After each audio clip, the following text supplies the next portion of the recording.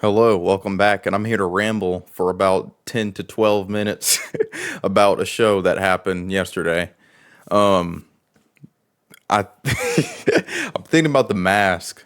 It was a shuffle of people dancing around in masks, and it was so pretty much the show started off with Adam Pearce, Scrap Daddy, asking Seth Rollins to come down, and Seth Rollins, he's on edge and paranoid because of the Vision, and so now since now the rest of the Vision is gone, and then now it's just Austin and Logan Paul, who they're reportedly trying to put championships on eventually.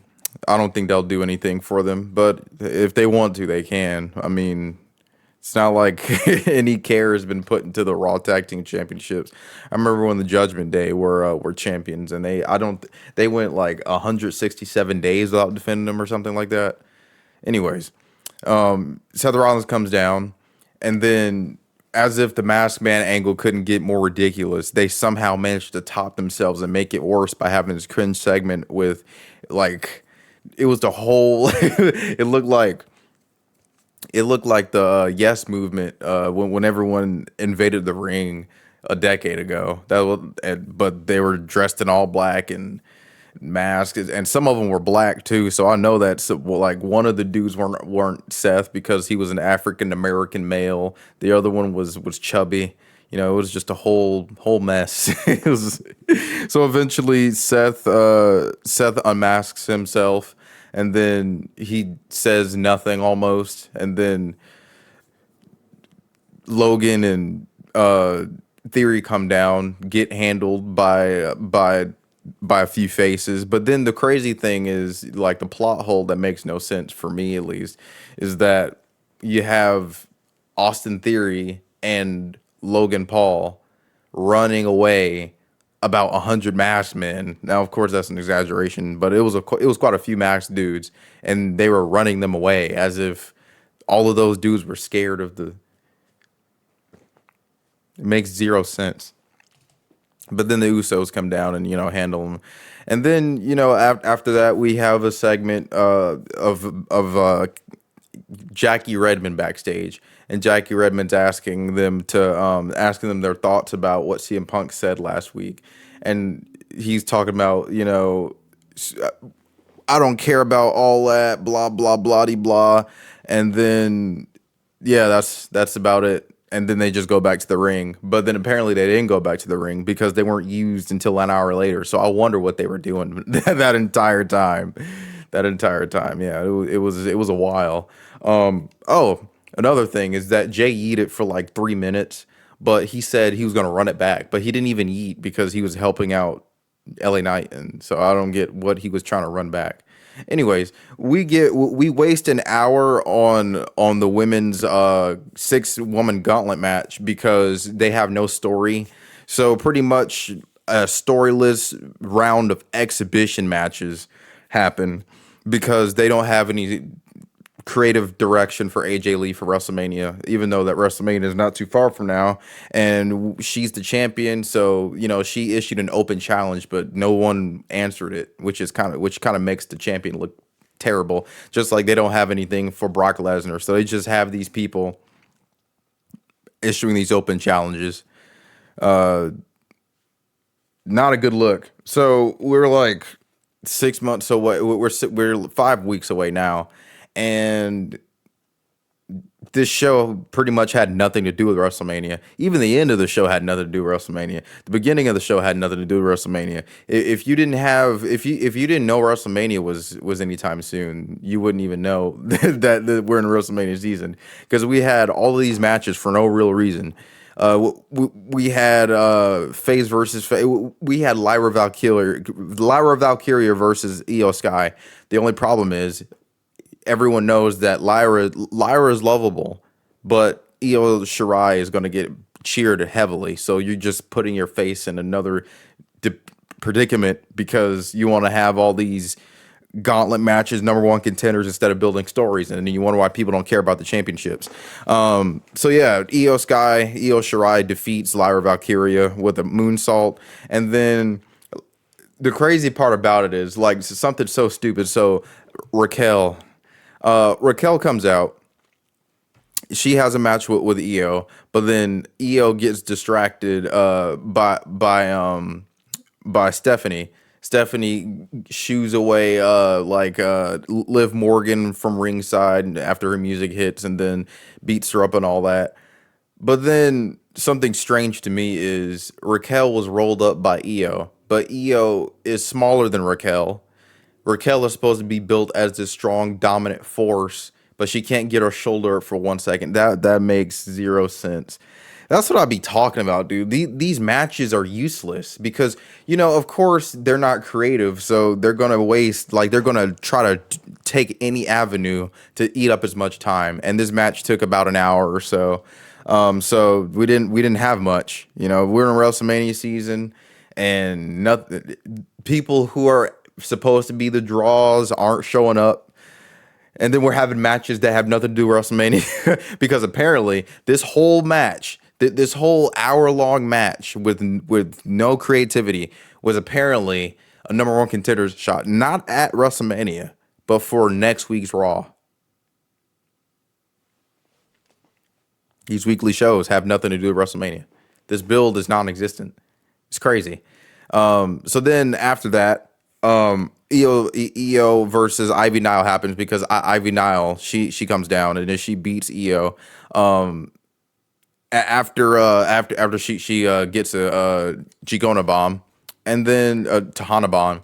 And then Asuka comes down and beats Bailey beats I think Bailey beats Ivy Nile. Then Ivy Nile goes back and then Asuka versus Bailey, and then Asuka, she's been booked so terribly to the point where she's just a average heel, and heels can't really be heels anymore because either they're, I don't even want to get into it, but yeah, either heels are fighting other heels or heels are losing so much to the point where they have no credibility.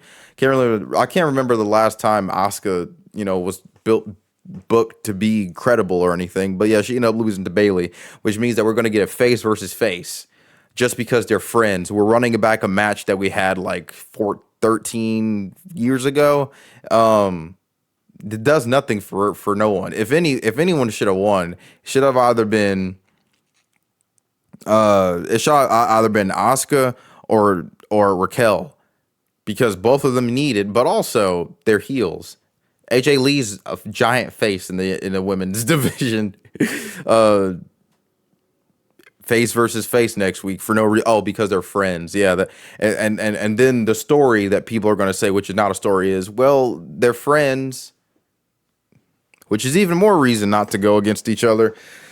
Divide the audience. If you confuse them, you lose them. Very simple. But then after that, we get Danhausen talking to Chad.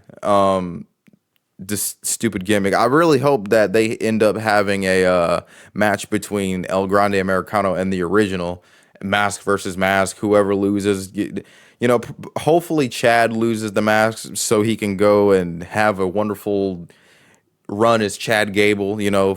Because Triple H destroyed the dude's momentum and everything and turned him into whatever this is. I mean, Ludwig is over in Mexico. Every time he's on AAA, he gets some of the biggest reactions, some of the biggest face reactions. But yeah, Chad is just like, it's run its course. Just turn him into Chad Gable. Have him do something great. He's pretty sure he's an Olympic gold medalist too, or if he's not, then he won some sort of Olympic contest.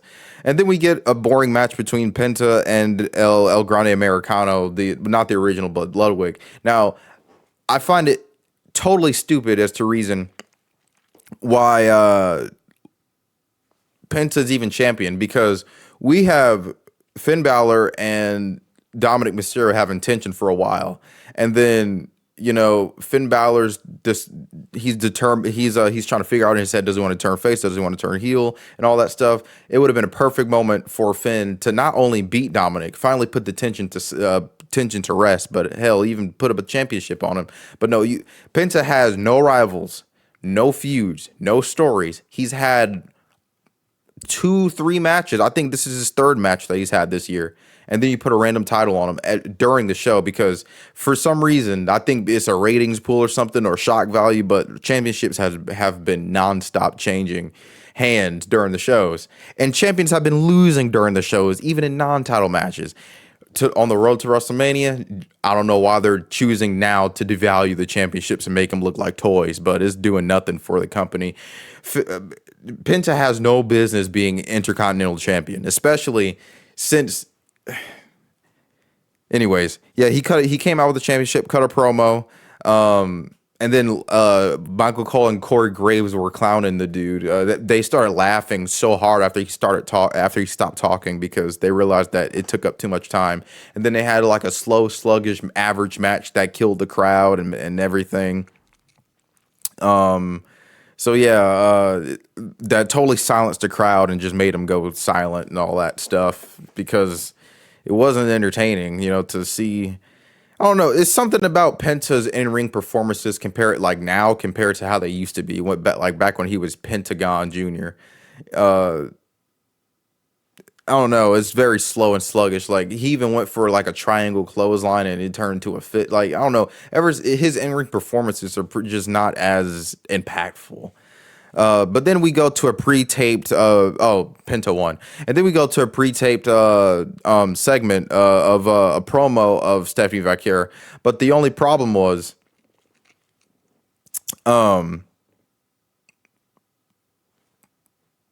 it's pre-taped, just like Liv Morgan's. And she said the exact same thing as Liv Morgan. Like she reiterated, she said what Liv Morgan said, but then she kind of laughed and then start speaking in Espanol, and then just we had to read. Well, some people had to read the when she was speaking Spanish, and then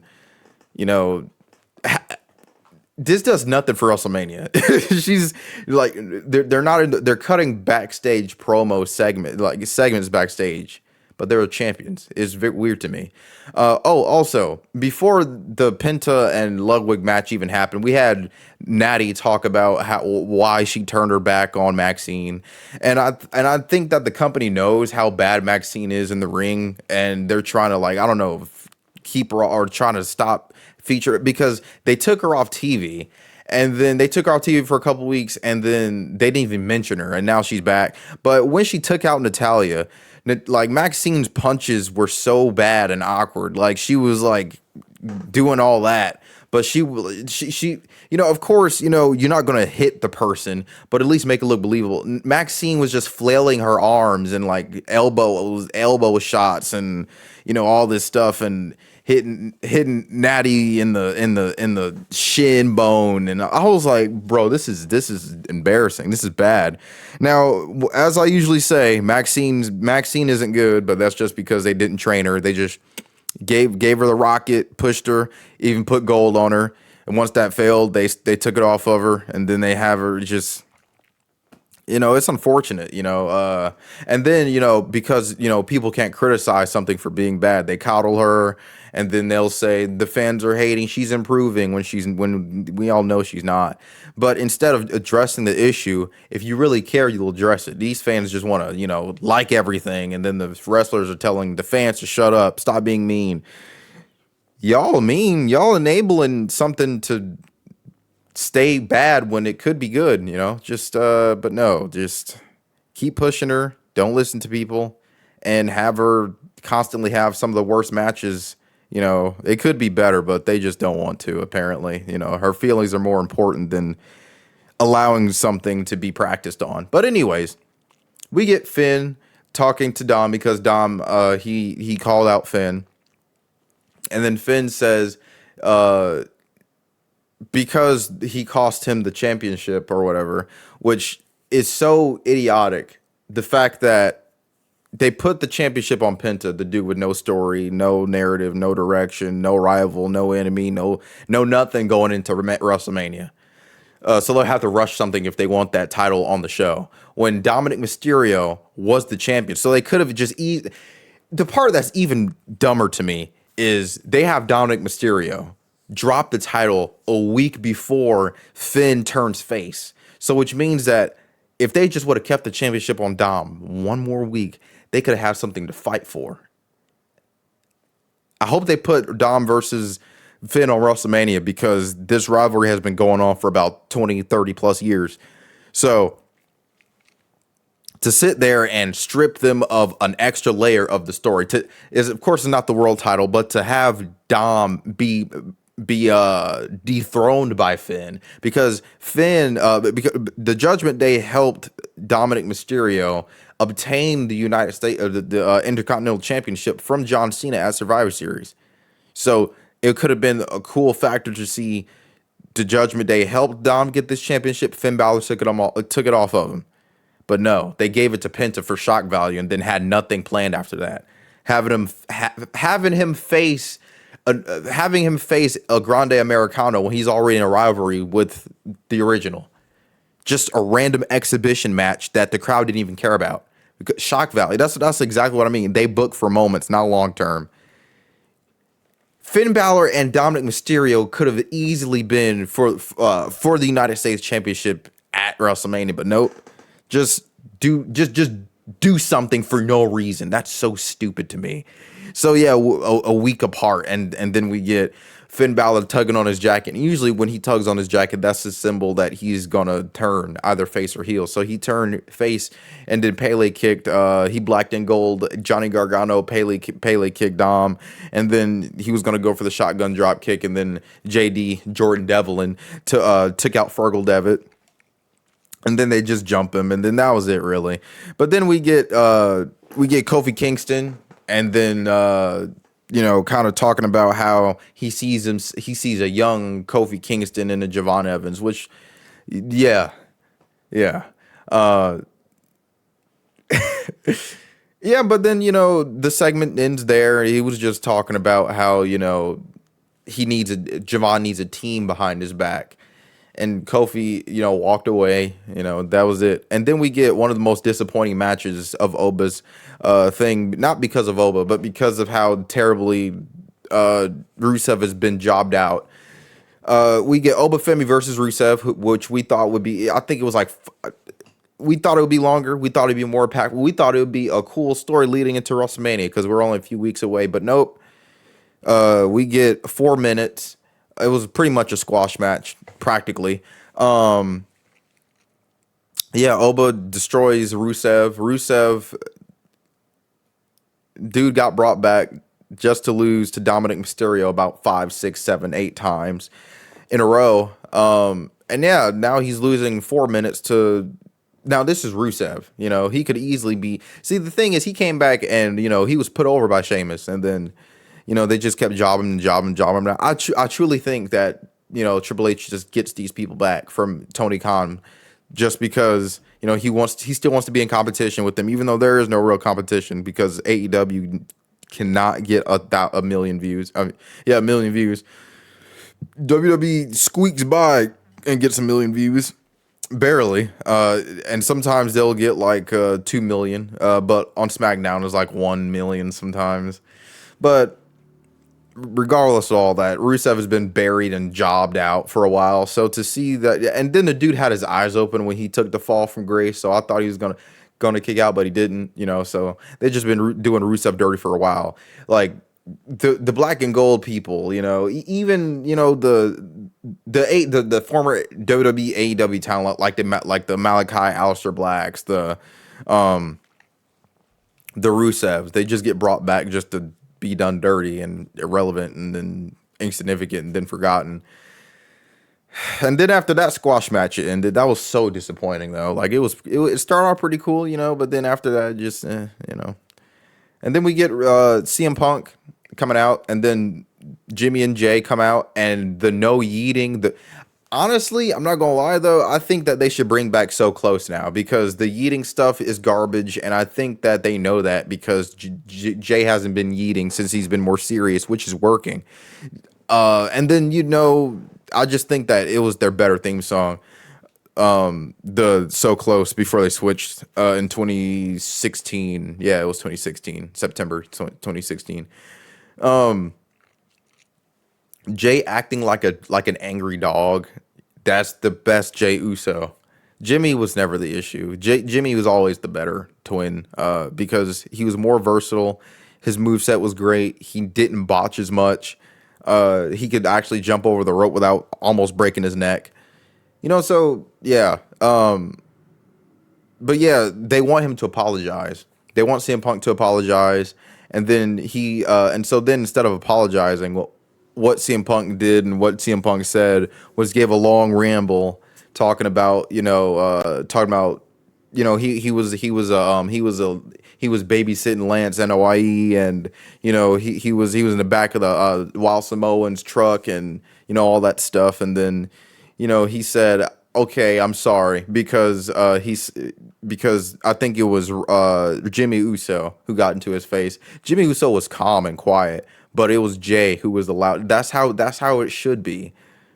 Not the yeet yeet yeet yeet yeet bot yeet yeet yeet. Oh, messed up promo yeet yeet, because what WWE no, what the internet wrestling community doesn't understand is that there are two sections.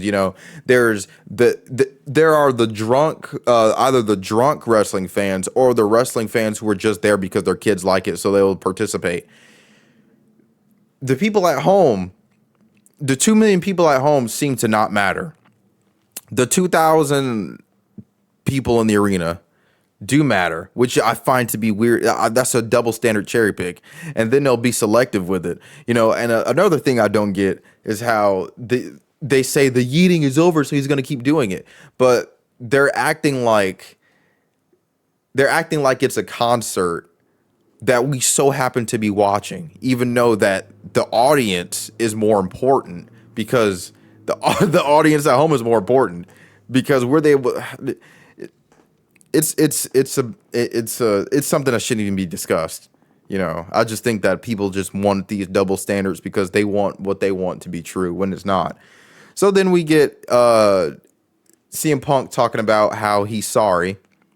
He's sorry that Roman Reigns treated them like garbage. Sorry that pretty much talking about how Roman doesn't care about the audience or the family because he's not even there himself.